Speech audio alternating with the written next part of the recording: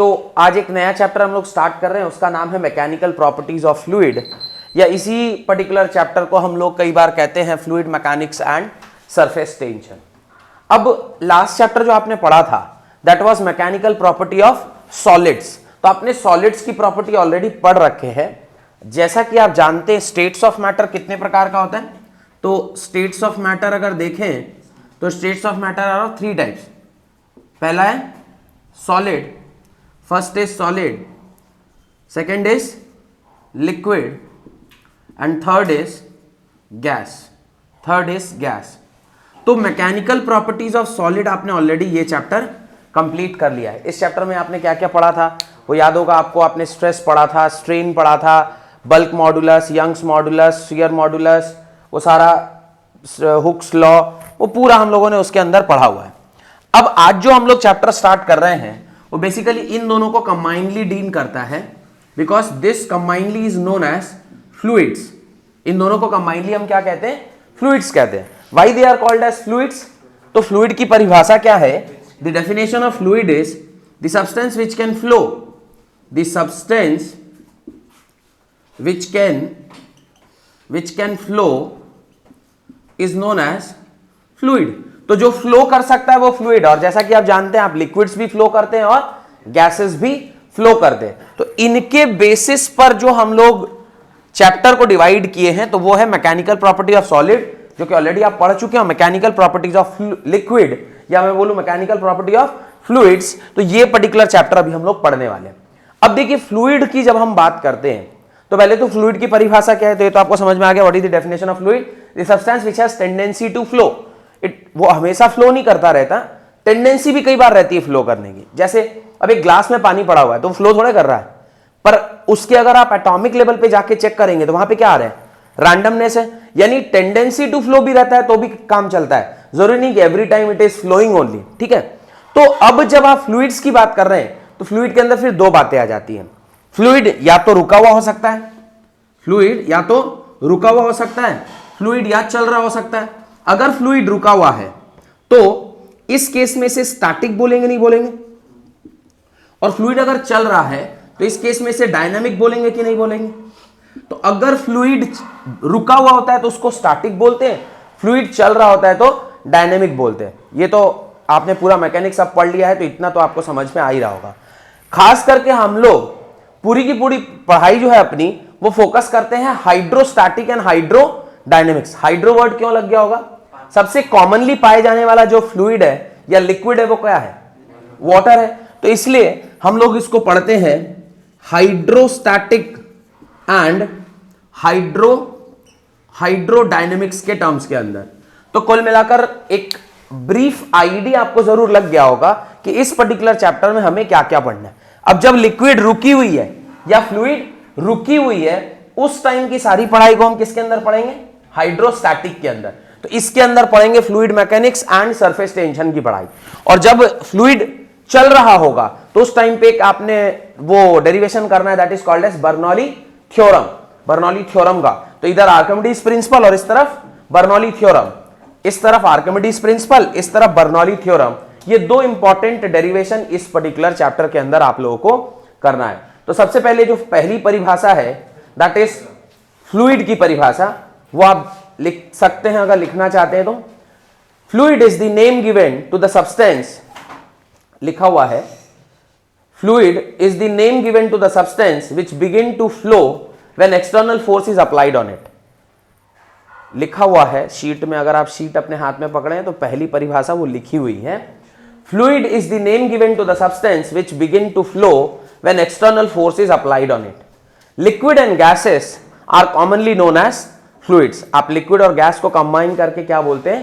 Fluid कहते हैं। Fluid do not have their own shape, but they take the shape of the container. तो fluid का अपना shape नहीं होता, जैसे liquids का अपना shape नहीं होता, gases का अपना shape नहीं होता, तो they don't have their shape of their own. आप जिस कंटेनर में उसको रख दीजिएगा उसी कंटेनर का वो क्या कर लेगा? शेप ले लेगा। तो the liquids do not have shape of their own, they take the shape of the container. And the branch of physics which deals with the study of fluid at rest is called hydrostatic, and the branch of physics which deals with the study of fluid in motion is called as hydrodynamic. Dynamics. तो मैंने जो भी board पर अभी लिखाया समझाया है उसी की परिभाषा आपको वहां पर लिखी गई है कि वो ब्रांच जहां पर आप रुके हुए लिक्विड के बारे में पढ़ते हैं that is called as hydrostatic, और जहां पर आप चलते हुए लिक्विड के बारे में और उसके डायनेमिक्स के बारे में, उसके अलग अलग इक्वेशंस के बारे में पढ़ते हैं that is called as hydrodynamics. तो हाइड्रोस्टैटिक क्या होता है, हाइड्रोडायनेमिक्स क्या होता है, ये मेरे ख्याल से आपको कंप्लीटली क्लियर हो गया होगा। फ्लूइड किसे कहते हैं ये क्लियर हो गया होगा, और ये भी समझ में आ रहा होगा कि ये चैप्टर किस प्रकार से आपके जो अभी लगातार से आप 2 चैप्टर पढ़ रहे हैं वो क्यों इस तरह से डिवाइड किया गया था। पहला चैप्टर था मैकेनिकल प्रॉपर्टी ऑफ सॉलिड्स, दूसरा चैप्टर है mechanical property of fluids. Solids को आपने अलग से पढ़ा, फ्लूइड्स को आप अलग से पढ़ रहे हैं। इन दोनों को इसलिए साथ पढ़ते हैं because they both have a common property called as fluidity. और मैंने जब आपको स्टेट्स ऑफ मैटर पढ़ाया होगा उस टाइम भी मैंने आपसे ये सवाल कहा होगा या उस टाइम भी मैंने आपको समझाया होगा कि fluidity is the property of liquid and gases whereas rigidity is the property of solids. Solid अगर कोई चीज है तो उसमें रिजिडिटी एक प्रॉपर्टी उसके साथ ऑटोमेटिकली एसोसिएटेड है, वेयर एज जब कभी भी हम लिक्विड्स एंड गैसेस की बात करते हैं तो फ्लूइडिटी एक प्रॉपर्टी है जो ऑटोमेटिकली उसके साथ क्या है, एसोसिएटेड है। Got it. चलिए, तो अब हम लोग अपने पूरे पढ़ाई को 2 ब्रांच में से किसके ऊपर फोकस कर रहे हैं, सिर्फ और सिर्फ हाइड्रोस्टैटिक के ऊपर। Now will read all about hydrostatic, और फिर जब हाइड्रोस्टैटिक खत्म होगा then will move on to the next topic that is hydrodynamics. सबसे पहली परिभाषा जो आपको जाननी चाहिए दैट इज ऑफ थ्रस्ट। तो थ्रस्ट क्या होता है लिखिए, ये डेफिनेशन आपको लिखना चाहिए थ्रस्ट का। What is thrust? As such thrust किसे कहते हैं? Perpendicular force is called as thrust. Perpendicular force is called as thrust. तो थ्रस्ट की परिभाषा है perpendicular force is called as thrust. Perpendicular force is called as thrust. ये एक वो परिभाषा हो गई जो हम लोग समझ सकते हैं, डायरेक्टली रिलेट कर पाते हैं, पर अगर एकदम एक्चुअल टर्म्स में लिखना है तो इसकी एक अच्छी परिभाषा भी आप लिख सकते हैं, the normal change in momentum. और देखिए दूसरी परिभाषा लिख लीजिए, the normal change in momentum transferred to the walls of the container. The normal change in momentum transferred to the walls of the container per unit time by the molecules of the fluid is called thrust. The normal change in momentum transferred to the walls of the container per unit time by the molecules of the fluid is called thrust. Is called thrust. Is called thrust.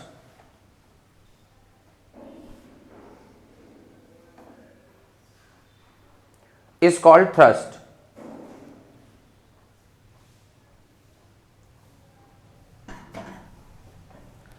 Done? ये समझ में आ गया? तो perpendicular force, मान लीजिए यहां पे कहीं पे लिक्विड रखा हुआ है, सपोज ये आपका कंटेनर है, इस कंटेनर में इस प्रकार से लिक्विड रखा हुआ है। अच्छा, यहां पे लिक्विड हम चलता हुआ दिखाएंगे कि रुका हुआ दिखाएंगे? ऑब्वियसली रुका हुआ दिखाएंगे, because now we have started studying hydrostatic. Hydrostatic में जो प्रेशर लग रहा है या जो मैं बोलूं फोर्स लग रहा है, ये जो पर्टिकुलर फोर्स है ये इसके परपेंडिकुलर है। ये कौन सा फोर्स है? ये इसके परपेंडिकुलर फोर्स है। तो this perpendicular force which is acting on the surface of the fluid is only known as thrust. इसको ही हम क्या कहते हैं? थ्रस्ट कहते हैं। Got it? अब चाहे तो उसके नीचे ये डायग्राम आप बना सकते हैं थ्रस्ट का। उसके नीचे आप लिखें liquid in equilibrium. Liquid in equilibrium. Liquid in equilibrium, right? When a liquid is in equilibrium, when a liquid is in equilibrium, the force acting on the liquid, when the liquid is in equilibrium, the force acting on the liquid must act perpendicular to its surface, must act perpendicular to its surface, perpendicular to its surface, must act perpendicular to its surface। तो क्या ये कहने की कोशिश कर रहा है, इसको समझते हैं। अब थ्रस्ट चूंकि अब आप समझ चुके हैं तो मैं यहां पर ही आपको समझाने की कोशिश करता हूं, ध्यान से देखिएगा तो आपको समझ में आ जाएगा मैं क्या कहना चाह रहा हूं। मैं कह रहा हूं कि सपोज करिए कोई फोर्स ऐसे लग रहा होगा, सपोज थोड़ी देर के लिए मैं कह रहा हूं कोई फोर्स ऐसे लग रहा होगा जो कि इस सरफेस ऑफ द लिक्विड के साथ थीटा एंगल बना रहा है। तो अब इसके दो कंपोनेंट होंगे नहीं होंगे? एक कंपोनेंट होगा एफ कॉस थीटा और एक कंपोनेंट होगा एफ साइन थीटा। इसमें कोई डाउट है तो पूछिए, ये डायग्राम देखकर कोई डाउट हो रहा है तो पूछिए। क्या मैं बोल रहा हूं? ये आपका फोर्स था जो कि रैंडमली किसी एक एंगल पर लग रहा था। अगर ये रैंडमली किसी एंगल पर लग रहा है एट एन एंगल थीटा पे, तो इस फोर्स के दो कंपोनेंट होंगे, एक एफ कॉस थीटा, एक होगा एफ साइन थीटा। अब अगर ये कॉस कंपोनेंट ताकतवर हुआ या प्रिवेल किया तो क्या होगा? ये लिक्विड क्या करने लग जाएगा? चलने लग जाएगा। ये लिक्विड यहां पे मूव करने लग जाएगा। लेकिन अगर आप चाहते हैं कि ये पर्टिकुलर लिक्विड इक्विलिब्रियम पे हो तो ये वाला कंपोनेंट क्या होना चाहिए? जीरो होना चाहिए। ये कंपोनेंट जीरो होगा तो सिर्फ और सिर्फ कौन सा कंपोनेंट बन जाएगा? एफ साइन थीटा का कंपोनेंट बचेगा। और एफ साइन थीटा ही बचना चाहिए जो कि किसके बराबर होना चाहिए? एफ के। ऐसा तभी संभव है जब साइन थीटा किसके बराबर हो जाए? 1 के। और साइन थीटा 1 तभी होता है जब थीटा किसके बराबर हो जाता है? 90 डिग्री के। इसलिए ये परपेंडिकुलर फोर्स है। और एफ कॉस थीटा क्या हो जाना चाहिए? एफ कॉस थीटा 0 के बराबर हो जाना चाहिए। और एफ कॉस थीटा 0 होगा तो ऑब्वियसली थीटा कब होगा? थीटा तभी 0 हो सकता है, ये चीज तभी 0 हो सकती है या तो एफ 0 हो जाए, एफ 0 हो नहीं सकता तो कॉस थीटा 0 होगा। और कॉस थीटा 0 होता है जब थीटा किसके बराबर होता है? 90 डिग्री के बराबर। तो 90 डिग्री के बराबर में कॉस थीटा 0 होता है। Got it? चलिए, तो ये आपने कंडीशन लिख लिया, condition of equilibrium. Condition of equilibrium है कि जब फोर्स सरफेस से क्या एंगल बना रहा होगा? 90 डिग्री बना रहा होगा। अगर कोई सवाल इस तरह का पूछ ले आपसे ऑब्जेक्टिव में कि when liquids are in equilibrium what is the angle made by the force and the surface of the liquid, तो आंसर क्या होगा? Theta is equal to 90 degree. Heading डालें प्रेशर। भैया इसमें थ्रस्ट वाले में पर यूनिट टाइम क्यों लिखा था? पर यूनिट टाइम इसलिए लिखा क्योंकि अब मान लीजिए अगर आप कई बार आगे जब पढ़ेंगे तो वहां पे अब जैसे प्रेशर आएगा तो प्रेशर जो है वो भी कई बार डिफाइन होता है फोर्स पर यूनिट एरिया या थ्रस्ट पर यूनिट एरिया। अब पर यूनिट एरिया है, कई बार पर यूनिट टाइम भी हो जाता है क्योंकि कितने ड्यूरेशन तक आपने लगाया है उसके हिसाब से तो उसका इंपैक्ट बदल सकता है। तो इंपैक्ट को हम टाइम के साथ ही कंसीडर करते हैं। आपको एक थप्पड़ लग रहा है जहां पे ऐसे एकदम धीरे से ये चल के ऐसे आगे लगा और तेज से ऐसे आगे लगा, तो ये जो तेज और धीरे का इंपैक्ट है अलग अलग होगा। तो वो टाइम का तो फैक्टर रहता ही है। Even the force is perpendicular but the time if it is less बहुत तेज लगेगा, time if it is more आपको धीरे लगेगा, बट द फोर्स और इंपैक्ट रिड्यूस कर गया, बढ़ गया जब आपने टाइम को फैक्टर किया। तो टाइम को you have to be constant, तभी ना आप देखेंगे कि परपेंडिकुलर फोर्स का क्या इंपैक्ट रिप्रोड्यूस हो रहा है उस particular surface of the liquid के ऊपर। Next pressure. तो प्रेशर ऑलरेडी आप जानते हैं, what is pressure? The pressure of a liquid लिखा हुआ है। प्रेशर जो होता है वो क्या होता है? Pressure is force per unit area. Yes, अगर बहुत अच्छे से बताया जाए तो pressure is perpendicular force per unit area. और परपेंडिकुलर फोर्स को ही हम लोग क्या कहते हैं? Perpendicular force is called as thrust. तो प्रेशर इज इक्वल टू क्या लिख सकते हैं? प्रेशर इज इक्वल टू लिख सकते हैं, प्रेशर इज इक्वल टू लिख सकते हैं thrust acting per unit area. This is equal to F by A या F perpendicular by A. Pressure is equal to F perpendicular by A. तो pressure की परिभाषा, the pressure of a liquid at a point is the thrust exerted by the liquid at rest per unit area around that point। तो अगर आप pressure की परिभाषा लिखना चाहते हैं तो लिख सकते हैं, लिखा हुआ है वहां पे, the normal force exerted by liquid at rest per unit area of a surface in contact with it is called pressure of liquid or hydrostatic pressure। Done? देख पा रहे हैं? The normal force, third line में लिखा है, the normal force exerted by liquid at rest per unit area of surface in contact with it is called pressure of the liquid, और इसी को दूसरे नाम से क्या जाना जाता है? Hydrostatic pressure. We call this as hydrostatic pressure. इसी को आप क्या कहते हैं, हाइड्रोस्टैटिक प्रेशर कहते हैं। हाइड्रोस्टैटिक प्रेशर क्या कहते हैं इसे, what is called as hydrostatic pressure, as we are considering the liquid to be static, तो स्टैटिक के दरमियान जो प्रेशर लग रहा है उसको क्या बोलेंगे, हाइड्रोस्टैटिक प्रेशर बोलते हैं। This pressure is known as hydrostatic pressure. Got it? यहां तक कोई डाउट है तो बोलिए। यूनिट ऑफ प्रेशर क्या होता है, pascal is the unit of pressure. अब तो आप गैसियस स्टेट पूरा पढ़ चुके हैं, तो प्रेशर का तो आप कई सारा यूनिट जानते हैं। प्रेशर के यूनिट होते हैं टॉर, प्रेशर का यूनिट होता है पास्कल, प्रेशर का यूनिट होता है एटीएम, तमाम तरह के यूनिट्स हो सकते हैं प्रेशर के। देन सेकेंड जो आपका डेफिनेशन है, एक कन्वर्जन आप लिख लें, 1 ATM is equal to 1.013 into 10 raised to the power 1.013 into 10 raised per 5 pascal.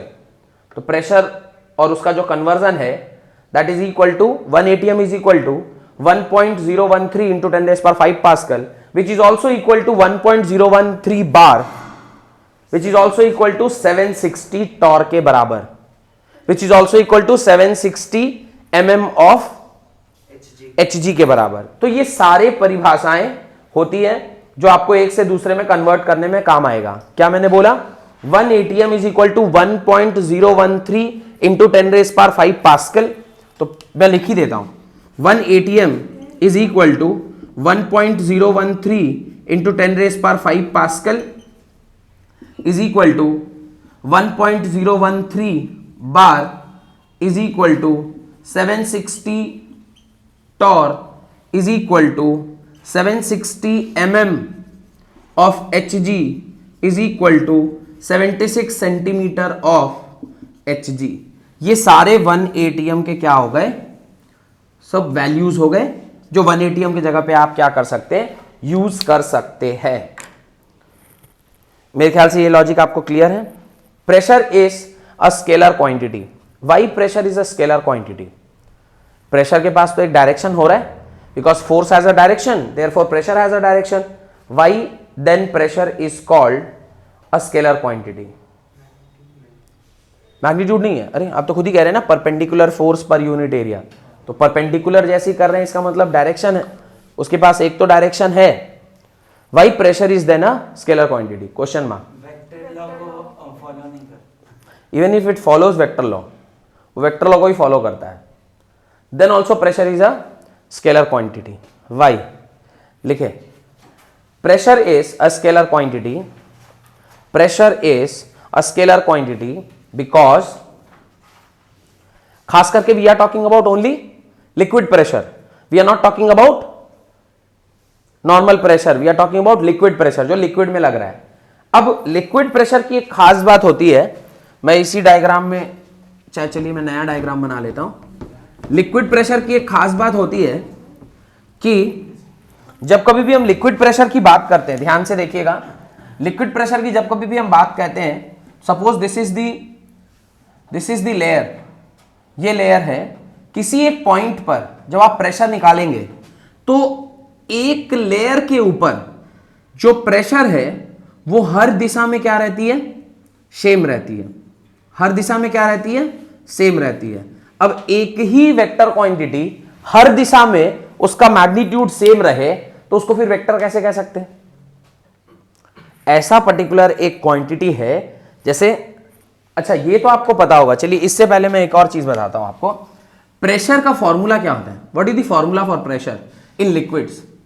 Pressure का formula in liquid is P is equal to H rho G के बराबर, where rho is what, rho is density of liquid, जिस liquid में आप pressure देखना चाह रहे हैं उसका density. G is what, gravity, यानी एक्सीलरेशन ड्यू टू ग्रेविटी, ये एक्सीलरेशन ड्यू टू ग्रेविटी है। And H is what, height of fluid column, fluid column. Why it is called as column?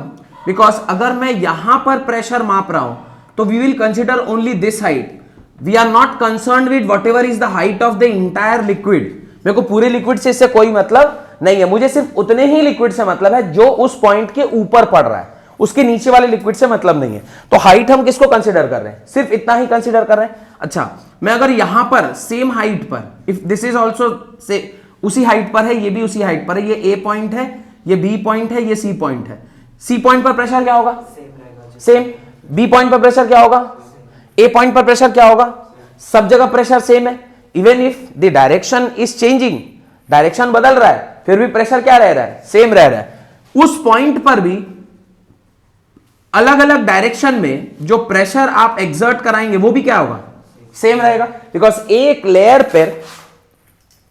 Layer पर जो इंटायर आपका pressure है वो क्या रहता है, वो पूरा का पूरा सेम रहता है। एक लेयर पर जो आपका प्रेशर रहेगा वो क्या रहेगा, पूरा का पूरा सेम रहेगा। ठीक है, तो ये मेरे ख्याल से आपको समझ में आ गया होगा मैं क्या बोलना चाह रहा था। एक लेयर पर जो आपका प्रेशर आ रहा है वो पूरा का पूरा सेम है। Got it? Sorry for the inconvenience, ये थोड़ा मेरे पांव से टकरा गया था। चलिए तो उस पूरे स्टेटमेंट को आप कंप्लीट करिए। Pressure is a scalar quantity because liquid pressure at a particular point in a liquid has same magnitude in all directions. Liquid pressure at a particular point in liquid has same magnitude in all the direction. In all the direction. In all the direction.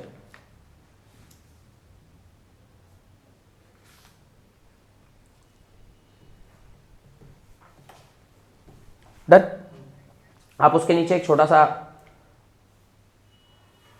Practical application of pressure आप लिखें। What are the practical applications of pressure? Practical application of pressure, क्या क्या practical application of pressure आपने देखा है? Barometer and these are the devices which are used to measure pressure. Practical application क्या है? आपने कभी किसी चीज को चाकू से काटा होगा? आप किस साइड से काटते हैं? ये तो धार वाली साइड होती है, इसके उल्टा साइड वाली, धार वाली साइड से। किसने बताया कि धार वाली साइड से कटेगा? अगर आपको नहीं भी कोई साइंस पढ़ाए, आप प्रेशर का कोई जानकारी नहीं भी रखते हैं, मेरा बेटा 5 साल का है, उसको भी अगर मैं बोल दूं कि इसको तुम्हें काटना है, वो उल्टे साइड से नहीं काटेगा, उसी साइड से काटेगा जिस साइड से वो धारदार है। कैसे उसको पता चला ये बात? पढ़ा नहीं है? भगवान ने कुछ कुछ सेंस हमें ऑलरेडी दे रखा है, प्रेशर का सेंस हमें ऑलरेडी दिया हुआ है। बिकॉज जिस दिन आप पैदा हुए उस दिन से ही आप एटमॉस्फेरिक प्रेशर में जी रहे हैं, तो प्रेशर का नॉलेज तो आपको इनबिल्ट है, भगवान का दिया हुआ है। तो आप ऑलरेडी उसी साइड से काटेंगे, और अगर आप उस साइड से नहीं काट रहे तो सामने वाला देखो, बोले गधा है क्या, उल्टा काट रहा है। अच्छा, कांटी अगर आपको ठोकना है दीवार के ऊपर, you want to what, prick बोलते हैं कांटी को ठोकने को, क्या बोलते हैं जो भी इंग्लिश में बोलते हो। सपोज आपको कांटी ठोकना है दीवार के ऊपर, क्या आप किस साइड डालोगे? मतलब लाइक दैट पॉइंटेड वाला साइड डालोगे या उल्टा डाल के उसके ऊपर हथौड़ा चलाओगे? पॉइंटेड साइड पे डालोगे। ये सारे बेसिकली क्या है? एप्लीकेशन है प्रेशर के। सरफेस एरिया और प्रेशर में एक रिलेशनशिप है। What is that? अगर सरफेस एरिया कम हो तो प्रेशर बढ़ जाता है। यही रीजन है कि हम लोगों ने वो जो ब्लंट है ना, शार्प का, वो जो नाइफ का जो एक एंड है उसको क्या रखा है? ब्लंट रखा है, यानी बहुत शार्प रखा है, और अदर एंड आपका ब्लंट है।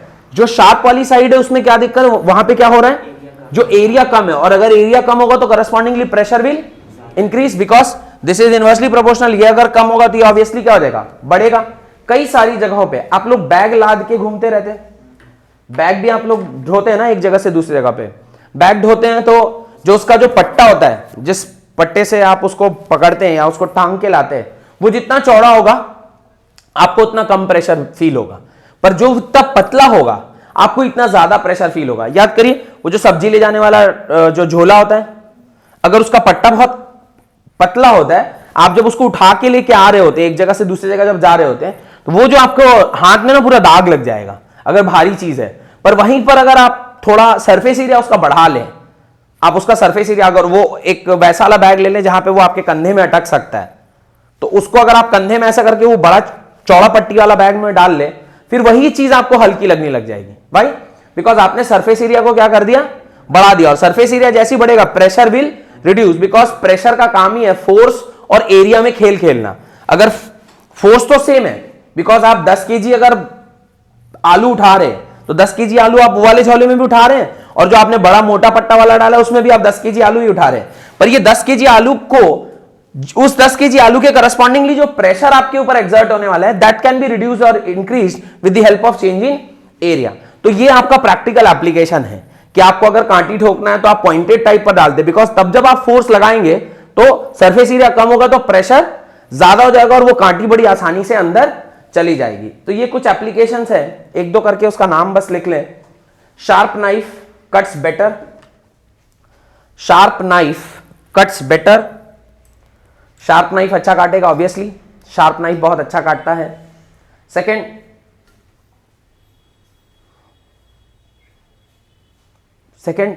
क्या एग्जांपल बोला था? और bag, the belt of the bag has larger surface area, the belt of the bag has larger surface area. Next, आपने रेलवे ट्रैक्स देखे होंगे, रेलवे ट्रैक्स में वो जो स्लीपर्स डाले रहते बीच बीच में, वुडन स्लीपर हो कि आजकल तो सीमेंटेड स्लीपर, वो देखा है ना? इस तरह का जो रेलवे ट्रैक होता है और उस रेलवे ट्रैक के बीच बीच में इस प्रकार से ये जो पत्थर डाले गए, ये एक्चुअली क्या करता है? This helps in reducing the pressure on the railway track. ये कैसे? सरफेस एरिया आपने बढ़ा दिया और सरफेस एरिया बढ़ेगा तो जो impact on the rail line है वो क्या हो जाएगा? घट जाएगा। तो ये भी आप लिख सकते हैं, railway tracks are laid on large size, railway tracks are laid on large size wooden और आयरन और कंक्रीट, वुडन और आयरन और कंक्रीट स्लीपर्स, SLEEPERS, स्लीपर्स।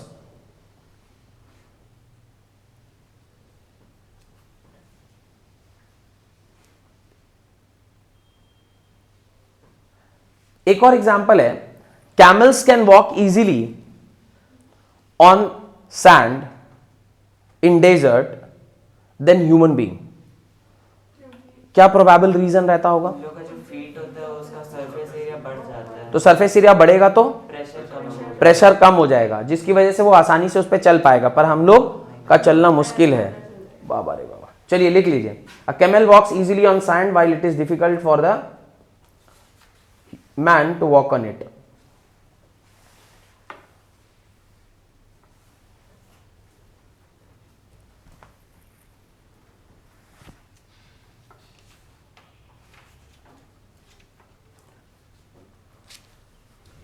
लिखिए, hydrostatic pressure, hydrostatic pressure depends on, ये जो हाइड्रोस्टैटिक प्रेशर है ये किन किन चीजों के ऊपर डिपेंड कर रही है? 3 चीजों के ऊपर। One is density of the liquid, hydrostatic pressure depends on 3 things, density of the liquid, acceleration due to gravity and depth of the point below the surface. Hydrostatic pressure depends upon 3 things. क्या क्या? Height of the, density of the liquid, density of the liquid, second acceleration due to gravity, acceleration due to gravity, and third height of the liquid below the surface, height of the liquid below the surface, height of the liquid below the surface. While it is independent from, किन किन चीजों से ये dependency है उसकी? Pressure, hydrostatic pressure depends upon किन किन चीजों के ऊपर डिपेंड कर रहा है? तो जैसा कि ऑलरेडी अभी हमने देखा, it is depending on acceleration due to gravity, acceleration due to gravity उसके ऊपर डिपेंड कर रहा है। Second, it is depending on the density of liquid, and third it depending on what? Height of the liquid from its surface, height of the liquid below the surface, surface के नीचे कितना उसका height है। और ये pressure या hydrostatic pressure किन किन चीजों का इंडिपेंडेंट है? Shape of it is independent of क्या क्या चीज पे इंडिपेंडेंट है? इसको शेप ऑफ द कंटेनर से कोई मतलब नहीं है। Shape of the container, shape of the container से इसे कोई मतलब नहीं है। और टाइप ऑफ लिक्विड, उससे तो होगा ना डेंसिटी चेंज होगा। हाँ, टाइप ऑफ लिक्विड पे तो डिपेंड करेगा। और किन चीजों पे डिपेंड नहीं कर रहा है?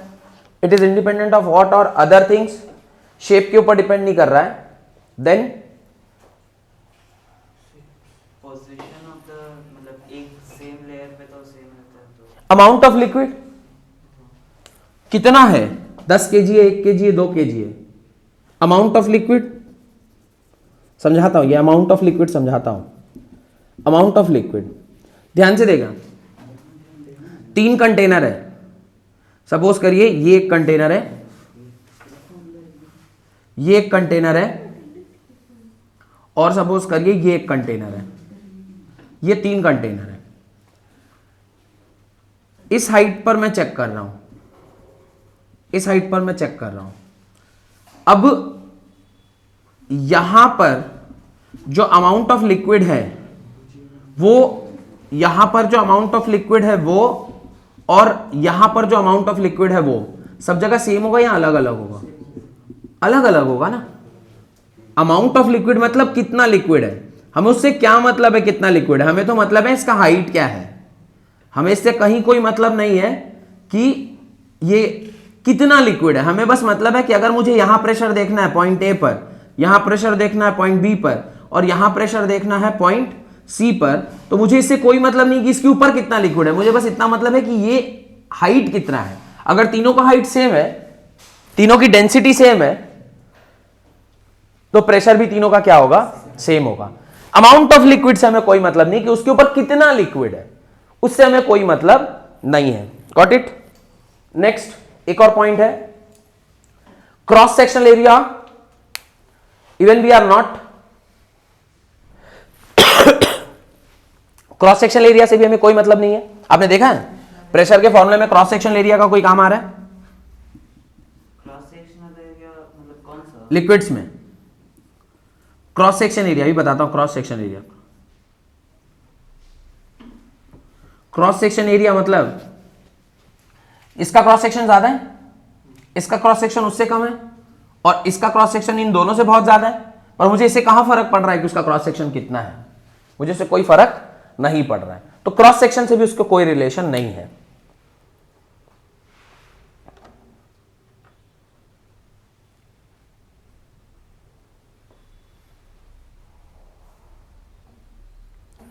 तो ये इन चीजों के ऊपर डिपेंड करता है और इन चीजों के ऊपर डिपेंड नहीं करता है। वो आप यहां से भी देख सकते हैं। हाइट तीनों के लिए क्या है? सेम है, H H H.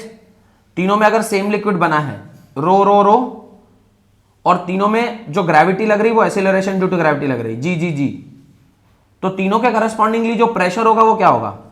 P is equal to यहां पर भी होगा एच रो जी, यानी P of A will be H rho G, P of B will be H rho G, and P of C will be H rho G के बराबर। इससे कोई फर्क नहीं पड़ता है कि क्या हाइट, क्या शेप है कंटेनर का। उसे ये भी फर्क नहीं पड़ता है कि क्या अमाउंट ऑफ लिक्विड वहां पे गया है, और उसे ये भी फर्क नहीं पड़ता है कि किस क्रॉस सेक्शनल एरिया में वो गया हुआ है। ये चीजें आपको समझ में आ गई होगी, ठीक है। बट हम कह सकते हैं क्लियरली कि वेट इसका ज्यादा होगा, फिर इसका होगा, और तब सबसे कम इसका होगा। वेट के रिलेशनशिप आप इस तरह से कह सकते हैं। तो वेट अलग है बिकॉज इसके ऊपर जो मास है वो ज्यादा है, इसके ऊपर जो मास है वो इससे ज्यादा है, और इसमें सबसे कम मास है। तो मास से इसका चूंकि कोई रिलेशनशिप नहीं है, इसलिए वो कोई फर्क नहीं पड़ता है। Got it? हेडिंग डाले density and relative density.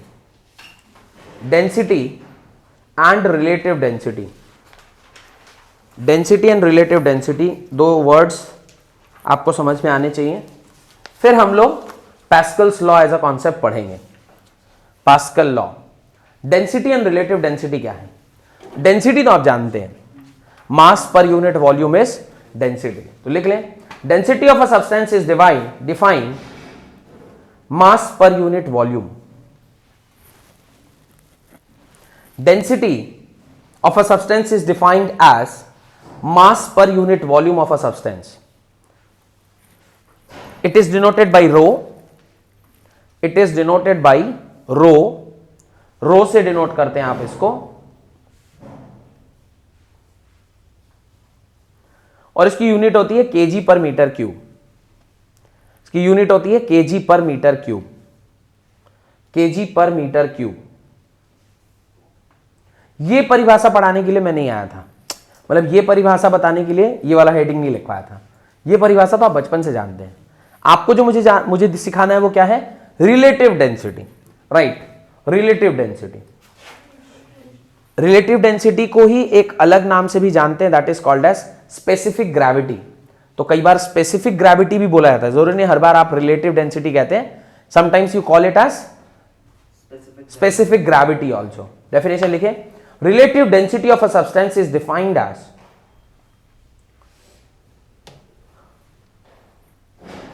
relative density of a substance is defined as the ratio of the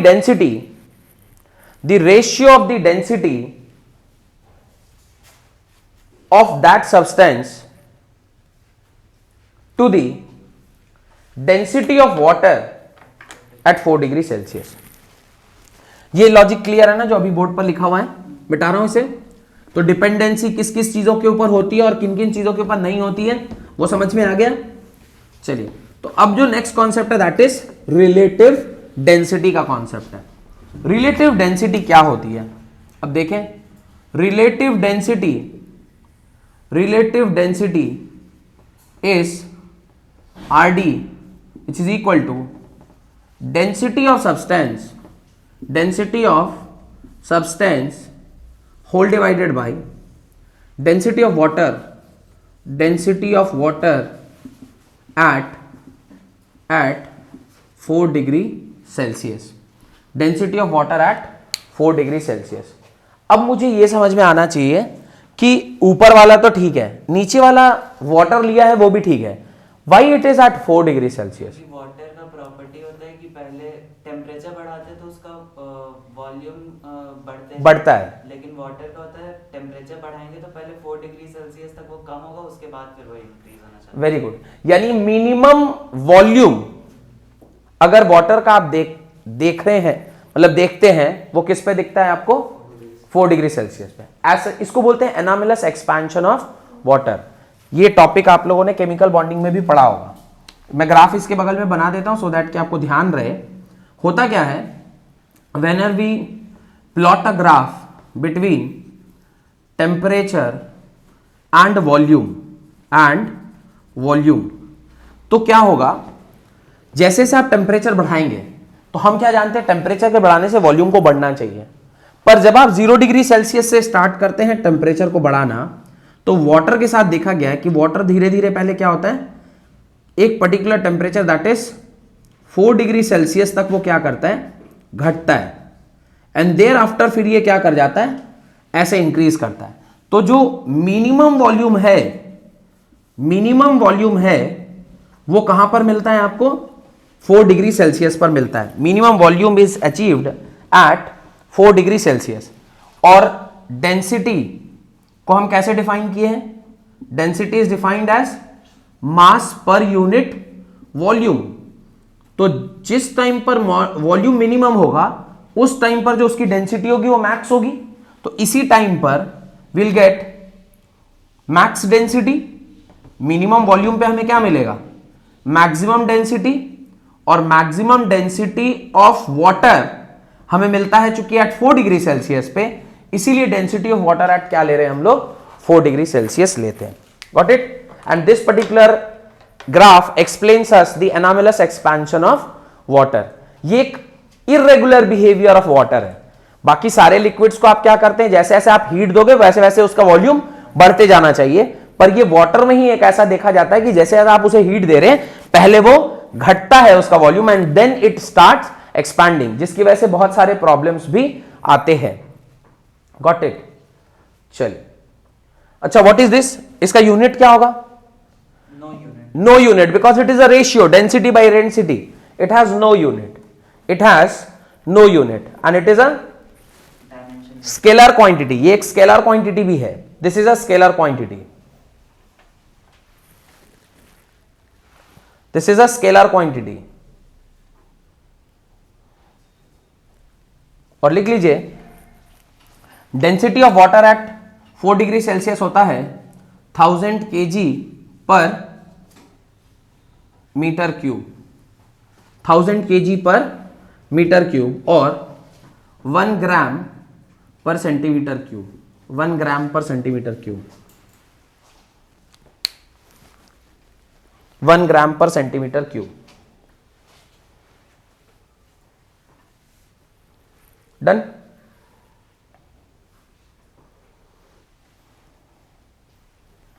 एक छोटा सा कॉन्सेप्ट है दैट इज गज प्रेशर, GAUGE, गज प्रेशर। मिटा दो इसे, आपके शीट में दिया हुआ है गज प्रेशर। देखिए गज प्रेशर क्या है, पास्कल लॉ से ठीक ऊपर लिखा है गज प्रेशर। देखिए ध्यान से, होता क्या है, अब मान लीजिए ये आपका कंटेनर है, ये आपका कंटेनर है, इस कंटेनर में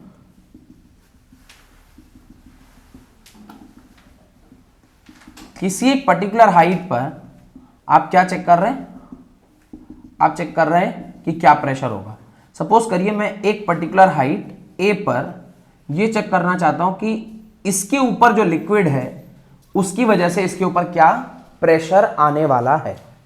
अगर मुझे ये चेक करना है कि इसके ऊपर वाले लिक्विड के ऊपर इस पे क्या प्रेशर आएगा, तो मैं प्रेशर एट ए क्या लिखूंगा, H। अगर इस लिक्विड की डेंसिटी रो है और ग्रेविटी इस पर G लगेगा तो मैं H रो G लिख सकता हूं, नहीं लिख सकता। अच्छा मुझे एक चीज बताइए, क्या ऊपर से इसके ऊपर एटमॉस्फेरिक प्रेशर लग रहा होगा, नहीं लग रहा होगा? ये एटमॉस्फेरिक प्रेशर लग रहा होगा, उसके मैं P नॉट बोल देता हूं। Where P nought is what, atmospheric pressure.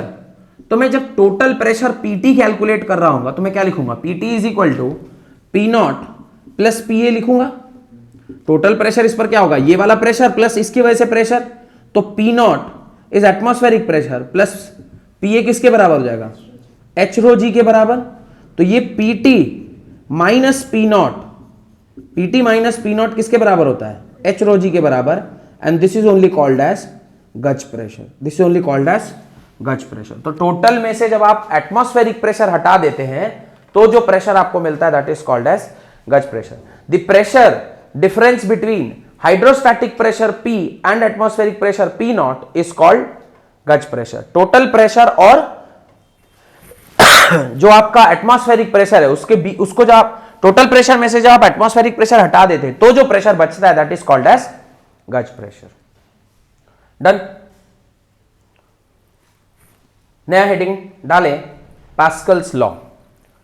Next concept is Pascal's law. What is Pascal law? पढ़िए पास्कल लॉ क्या कहता है। ब्लेज पास्कल नामक फ्रेंच साइंटिस्ट थे, उन्होंने पहली बार कुछ ऑब्जर्व किया इन फ्लूइड्स और उसी के बेसिस पर उन्होंने एक लॉ दिया जिसको हम लोग पढ़ रहे हैं। लॉ क्या था? The law states that pressure in a fluid at rest is the same at all the points if they are at same height.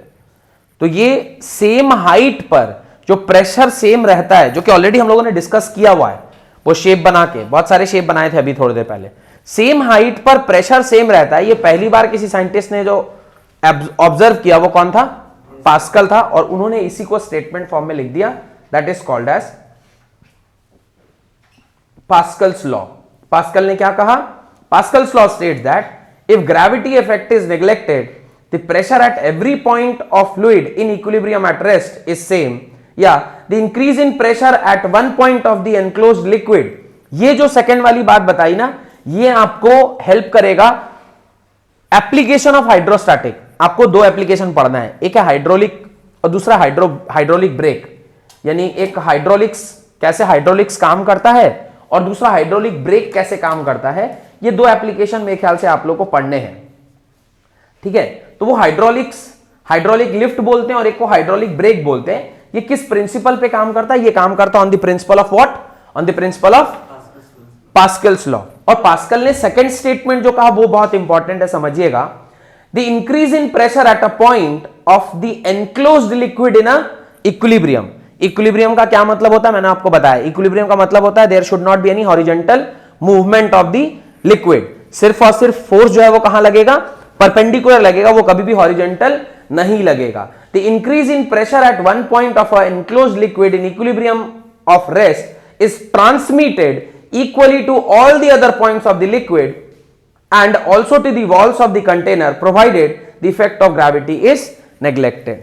तो पास्कल ने जो लिफ्ट को लेकर, हाइड्रोलिक लिफ्ट को लेकर जो बातें कही है उसको बहुत इंपॉर्टेंट है समझना।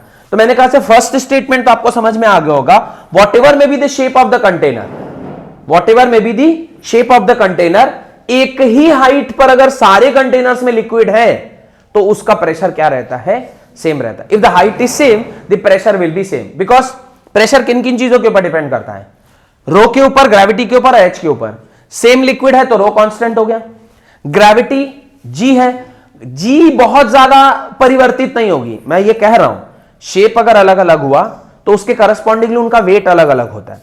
वेट अलग हुआ मतलब मास इंटू ग्रेविटी, तो मास डेंसिटी सेम है तो वॉल्यूम चेंज करेगा अगर मास वेरी कर रहा है तो ग्रेविटी का इफेक्ट है पर इतना इफेक्ट नहीं है कि वो प्रेशर को क्या कर दे, चेंज कर दे। तो ग्रेविटी और रो अगर कांस्टेंट हो गई तो प्रेशर किसके ऊपर डिपेंड हो गया, एच के ऊपर। और हाइट अगर सबका सेम है तो प्रेशर सब जगह क्या रहने वाला है, सेम रहना है। तो पास्कल ने कहा कि अगर हाइट सेम है तो प्रेशर क्या रहने वाला है, सेम रहने वाला है। Got it. ये कॉन्सेप्ट तो बहुत आसान था। जो सेकेंड इसका कॉन्सेप्ट है दैट इज हाइड्रोलिक लिफ्ट का कॉन्सेप्ट, वो आपको समझना चाहिए कि हाइड्रोलिक लिफ्ट में क्या होता है। हाइड्रोलिक लिफ्ट को पहले मैं समझा देता हूं कि हाइड्रोलिक लिफ्ट क्या है। हाइड्रोलिक लिफ्ट आपने देखा है, कहां देखा है बताइए, where you have seen hydraulic lift. अगर आप अपनी बाइक सर्विसिंग या कार सर्विसिंग कराने जाते हैं तो आपने देखा होगा कि आपकी कार को थोड़ा ऊपर उठाया जाता है हवा में। एक तो पंचर बनाते वक्त हल्का सा उठाते हैं, that is not a hydraulic lift, actually that is also lift only, पर उस टाइम आप सिर्फ एक ही चक्का उठा रहे हैं। पर कई बार आपने देखा होगा कि पूरी पूरी कार ऊपर चली जाती है और लेबर जो है उसके अंदर घुस के नीचे से कुछ काम कर रहा होता है। Have you seen it? कई सारे गैराज में आप ऐसा देख सकते हैं। अगर नहीं देखा तो कभी गैराज विजिट करिए, वहां आपको देखने को मिलेगा। अच्छा, वो जो कार को उठाया जा रहा है वो कौन उठा रहा है उस कार को? एक छोटू है उस दुकान में, छोटा सा बच्चा। वो जो मेन मैकेनिक है वो कह रहा छोटू जरा कार को ऊपर उठाना। अब आप सोचिए 100 केजी या शायद 200 केजी की, पता नहीं 1000 केजी का वो जो कार है उसको कैसे वो छोटा सा बच्चा ऐसा ऊपर की ओर उठा ले रहा है। कैसे उठा पा रहा है? वो हाथ से तो उठाएगा नहीं, there is some concept involved in it कि कैसे वो उसको उठा रहा होगा। अब वो कैसे उठा रहा है वो समझते हैं। होता क्या है कि सपोज करिए ये वो छोटू के हाथ में जो आया हुआ पंप है और यहां पर सेम हाइट पर जहां पे प्रेशर कांस्टेंट रहने वाला है, इस पर आपने क्या डाल दिया, वो कार डाल दिया। ये आपका कार है, ये चलिए हैरियर बनाते हैं, ये हैरियर ही बना दें, थोड़ा बहुत हैरियर जैसा ही लग रहा होगा, हैरियर ही है, ऐसा ऐसा हैरियर ही होगा। और पीछे भी एक होगी सीट, क्योंकि वो 7 सीटर रहता है ना। नहीं, हैरियर भी 7 सीटर आ रहा है आजकल, टॉप मॉडल है ना उसका। नहीं, वो तो सफारी के नाम से आ रहा है ना। हैरियर नहीं आ रहा 7 सीटर, हैरियर 5 सीटर ही है, मतलब सेम ही है दोनों, सेम ही दोनों है, पर एक 7 सीटर है। तो चलो ये सफारी कर लेते फिर। तो ये सफारी गाड़ी है, तो ये सफारी आ गई। अब सफारी को छोटू एक छोटा सा फोर्स लगाकर कैसे उठा पा रहा होगा? तो होता क्या है कि अगर इसके अंदर कुछ एक फ्लूइड डाल दिया जाए, इसके अंदर क्या डाल दिया जाए, फ्लूइड डाल दिया जाए, तो ये फ्लूइड, इस पर्टिकुलर फ्लूइड अगर सेम है, मतलब फ्लूइड दोनों एंड तक एक ही फ्लूइड अगर ट्रांसमिट कर रही है, तो पास्कल ने जो लॉ कहा है उसको एक बार पढ़िए, कोई एक लोग एक बार पढ़िए उस लॉ को। तो पास्कल ने कहा है second law, The increase in pressure at one point of the enclosed liquid in equilibrium of rest is transmitted equally to the all other points of the liquid and also to the walls of the container. Walls of the container effect of gravity is neglected. तो gravity के effect को अगर आप neglect कर ले तो यहां पे वो छोटू था, कौन सा छोटू, जिसको बोला गया तुम इस कार को उठाओ। अगर सही में इस बोला जाए हाथ से उठाने के लिए तो ये छोटू जिंदगी में ये कार को उठा पाएगा क्या, कभी नहीं उठा पाएगा। तो इसने जो फोर्स लगाया होगा वो बहुत छोटा फोर्स लगाया होगा, और जो फोर्स लगाया इसने एक बहुत छोटे से एरिया पर लगाया, दैट इज स्मॉल है।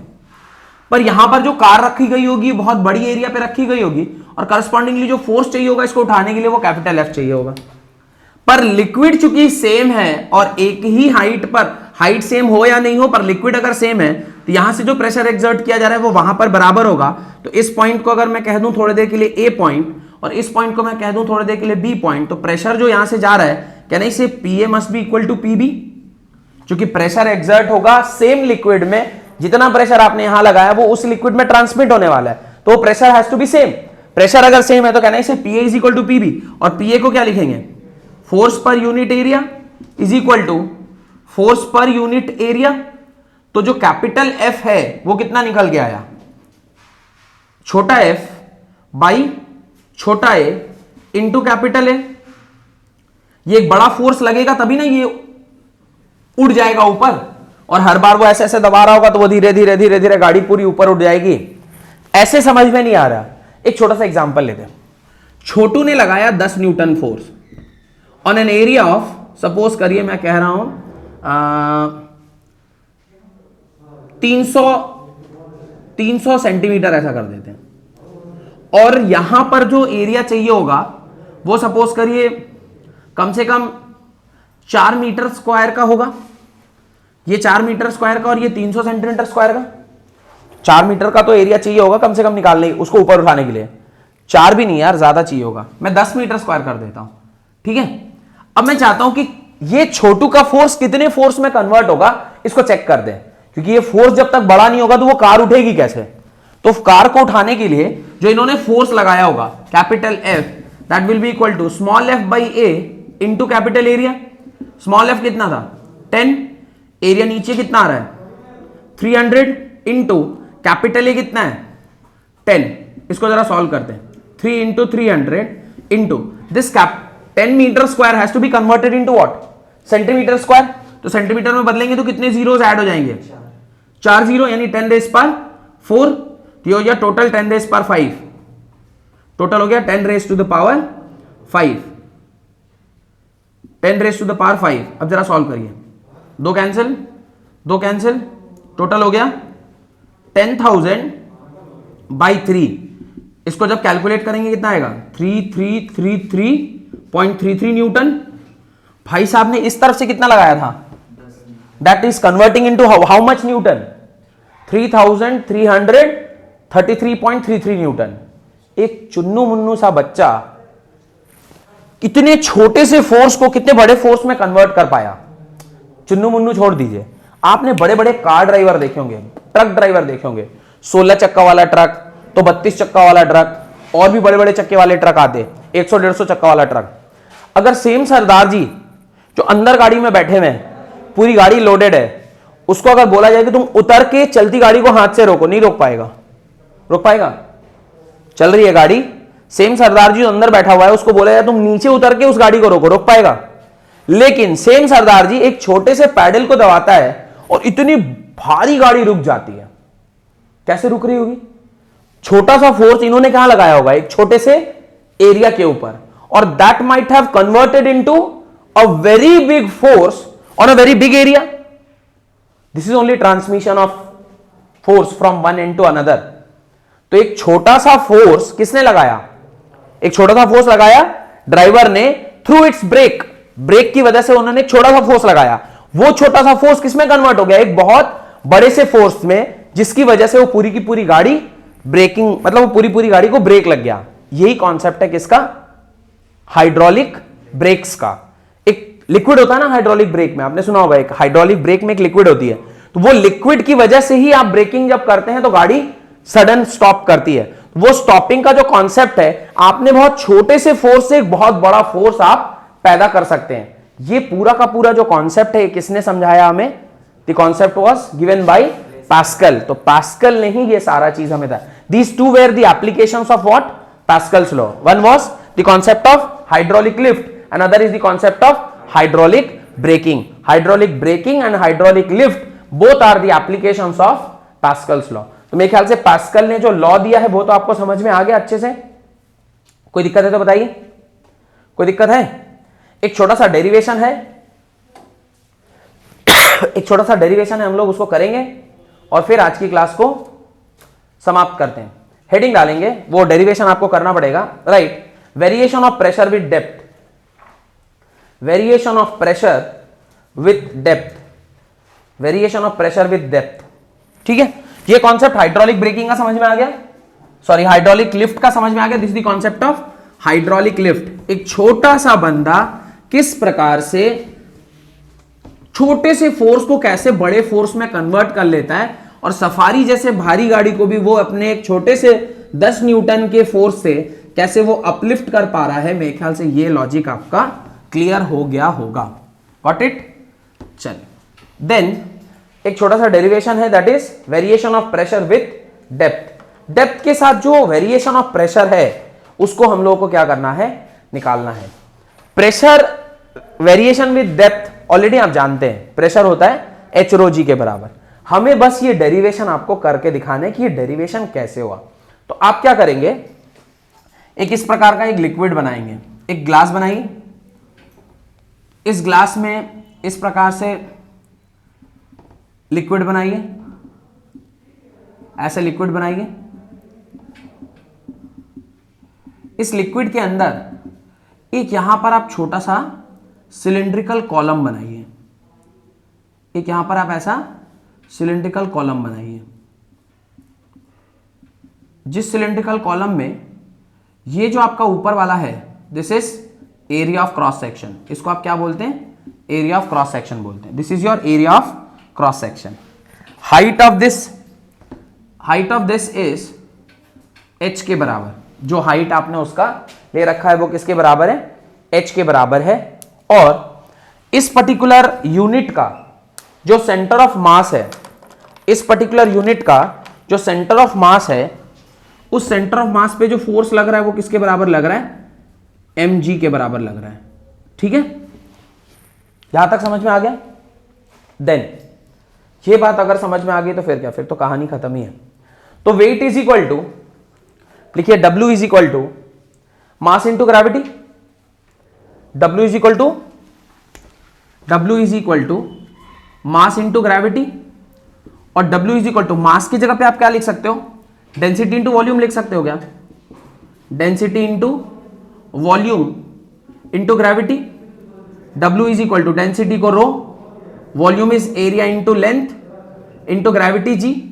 तो वेट आपका क्या निकल के आ गया, रो ALG के बराबर.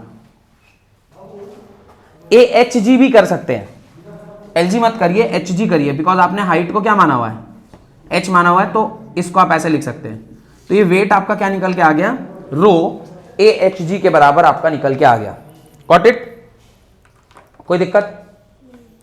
चलिए, अब कहां का फोर्स ज्यादा होगा, ऊपर का फोर्स ज्यादा होगा या नीचे का फोर्स ज्यादा होगा, नीचे वाला. F1 is the force acting downward, F2 is the force acting upward. Can I say F1 plus W is equal to F2 के बराबर होगा? ये आप कह सकते हैं क्या? F1 अगर डाउनवर्ड फोर्स है, F1 अगर अपवर्ड फोर्स है, तो this plus this must be equal to this. तभी ये लिक्विड इक्विलिब्रियम में होगी, बिकॉज हमने ये क्या कहा है कि लिक्विड्स आर इन इक्विलिब्रियम. सारा का सारा लिक्विड क्या है, रुका हुआ है, चल रहा है. Liquid are at rest. अगर लिक्विड लेस पर है तो F1 plus W can be written as F2 and F2 minus F1 must be equal to W. F2 minus F1 must be equal to W. अच्छा, F2 can be written as, यहां पे pressure लग रहा होगा, अगर force है तो per unit area pressure. तो can I say F2 is area into P2 minus this is area into P1 which is equal to W, that is rho A HG के बराबर. कोई दिक्कत है तो बताइए, यहां तक कोई दिक्कत नहीं. Can I take common A यहां से, ये क्या हो जाएगा P2 माइनस P1, और यहां से भी A हटा लेंगे तो क्या आ जाएगा एच रो जी, ए से cancel, this is what, change in pressure at two ends, तो delta P that is change in pressure is equal to किसके बराबर आया, एच रो जी के बराबर, change in pressure is equal to H rho G के बराबर, that is pressure difference is equal to H rho G के बराबर। Delta P क्या है, delta P is change in pressure, change in pressure, change in pressure किसके बराबर, H rho G के बराबर होगा। कोई डाउट है तो पूछिए, नहीं, क्लियर है। अब अगर इसी पर्टिकुलर केस में ये जो ऊपर वाला सरफेस होता ये यहां टॉप पर होता, मैं क्या कह रहा समझ में आ रहा है, अगर ये यहां पर होता तो ऐसा अगर आपका सिस्टम होता और ये हाइट पूरा यहां तक होता, तो अभी ये P2 minus P1 is equal to H rho G जो आप लिख रहे हैं, वहां पे P2 तो हो गया यहां पर प्रेशर, P1 फिर क्या कहलाता, P0 कहलाता, और ये क्या हो जाता एच रो जी के बराबर, और P2 जेट is pressure at this point is equal to क्या हो जाता, P0 plus h rho g. Hope कि ये डेरिवेशन, ये हम लोगों ने वहां पे ऐसे लॉजिकली लिखा था कि total pressure must be equal to P0 plus h rho g, where P0 is what, P0 is atmospheric pressure. चलिए, तो ये आप अपनी कॉपी में लिख लें। तो टोटल प्रेशर का फॉर्मूला क्या होता है, total pressure is sum of atmospheric pressure and H rho G के बराबर होता है। गॉट इट, कोई दिक्कत नहीं। और गज प्रेशर क्या होता है मैंने ऑलरेडी आपको समझा रखा है, व्हाट इज गज प्रेशर। एक है हाइड्रोस्टैटिक पैराडॉक्स, एक वर्ड है hydrostatic paradox. What is that hydrostatic paradox, उसका क्या मतलब होता है मैं समझा देता हूं। आपने एक डायग्राम देखा हुआ है, आपने एक डायग्राम देखा हुआ है जहां पर अलग अलग जो शेप्स हैं दिखाई दे रहा है, ठीक गज प्रेशर के ऊपर एक डायग्राम आपको दिखाई दे रहा होगा, दिखाई दे रहा है। ये क्या कह रहा है, ये डायग्राम कह रहा है कि वॉट एवर में बी द शेप, शेप चाहे कैसा भी हो आपका, सेम हाइट पे प्रेशर क्या रहता है, सेम रहता है। This particular concept is called as hydrostatic paradox. तो वो जो डायग्राम बना हुआ है उसके ऊपर आप इस तरह से लिख सकते हैं, I am talking about this diagram, ये डायग्राम के बारे में बात कर रहा हूं मैं, इस डायग्राम के बारे में। इस डायग्राम के ऊपर आप लिख सकते हैं this is only hydrostatic paradox which says कि हाइट जो लिक्विड है, जो आपका प्रेशर है, वो सिर्फ और सिर्फ किसके ऊपर डिपेंड करता है, the liquid depends upon the pressure depends upon only the pressure depends upon only the height, it does not depends upon the shape as well as the volume, मतलब जो आपका मास है उसके ऊपर भी वो डिपेंड नहीं करता है। होप यहां तक क्लियर है। व्हाट इज तो हाइड्रोस्टैटिक पैराडॉक्स क्या होता है समझ में आ गया। नेक्स्ट क्लास में मैं आप लोगों को पढ़ाऊंगा कि एटमॉस्फेरिक प्रेशर आप कैसे कैलकुलेट करते हैं, how you calculate atmospheric pressure. एक होता है बैरोमीटर से आप एटमॉस्फेरिक कैलकुलेट करते हैं, एक होता है मैनोमीटर से आप एटमॉस्फेरिक प्रेशर कैलकुलेट करते हैं। तो ये दो तरीके हैं जहां से आप एटमॉस्फेरिक प्रेशर कैलकुलेट कर सकते हैं। एंड देन नेक्स्ट क्लास में ही मैं आपको आर्किमिडीज प्रिंसिपल पढ़ाऊंगा, सो दैट कि आप हाइड्रोस्टैटिक पार्ट आपका क्या हो जाएगा, कंप्लीट हो जाएगा। तो नेक्स्ट क्लास में दो कॉन्सेप्ट पढ़ाने के बाद आप आर्किमिडीज प्रिंसिपल पढ़ेंगे और आपका हाइड्रोस्टैटिक पार्ट कंप्लीट, और उसके अगली क्लास में मेरे ख्याल से हाइड्रो डायनेमिक्स पार्ट हम लोग कंप्लीट करते हुए इस चैप्टर को क्या कर देंगे, कंप्लीट कर देंगे। बहुत बहुत धन्यवाद आज की क्लास को अटेंड करने के लिए।